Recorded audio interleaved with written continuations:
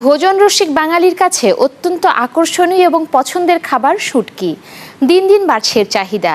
একসময় যেখানে গন্ধের কারণে শুটকি খেত না অনেকে, এখন পুষ্টিগুণ আর স্বাদের জন্য বাঙালির সাথে সাথে বিদেশিরাও খাচ্ছেন আগ্রহ ভরে।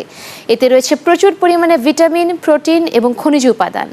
কাঁচা মাছের তুলনায় শুটকি কম চর্বিযুক্ত হওয়ায় উচ্চ রক্তচাপ এবং হৃদরোগীদের জন্য এটি হতে পারে উৎকৃষ্ট। দেশের আমিষের চাহিদার শতকরা 60% আসে মৎস্যজাত খাদ্য থেকে।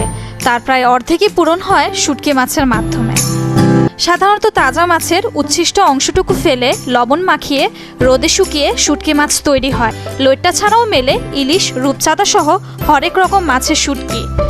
তাজা মাছের তুলনায় শুটকি মাছে প্রোটিন বা আমিষ, vitamin D, vitamin A, amino acid ছাড়াও আয়রন, ফসফরাস, ক্যালসিয়াম, আয়োডিনের মতো খনিজ উপাদানের পরিমাণ থাকে অনেকটাই বেশি। তাই ভর্তা কিংবা তরকারি যেমনই হোক, ভোজন রসিকের পাতে শুটকি মাছ এনে দেয় নতুন স্বাদ।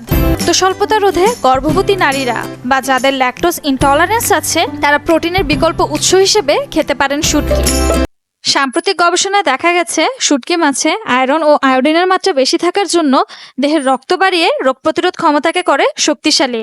শুটকিতে প্রচুর পরিমাণে ডি থাকে এবং ডি আপনারা জানেন যে আমাদের বিভিন্নভাবে উপকার করে। আমাদের ফুসফুসের সংক্রমণ, দাঁত, হাড় শক্ত করা ছাড়াও যে কোনো ধরনের সংক্রমণের হাত থেকে আমাদেরকে, সাধারণত ম্যালেরিয়া থাকে, তারা যদি নিয়মিত সেদল শুটকি খায় তাহলে ম্যালেরিয়া থেকে তারা পরিত্রাণ পায়। গবেষণায় বলা হচ্ছে যে কোভিড-19 ক্ষেত্রে যদি নিয়মিত শুটকি খাওয়া হয়, এই কাজাইতো শুটকি খাওয়া হয়, তাহলে সেটা অনেকাংশে উপকারে আসতে পারে।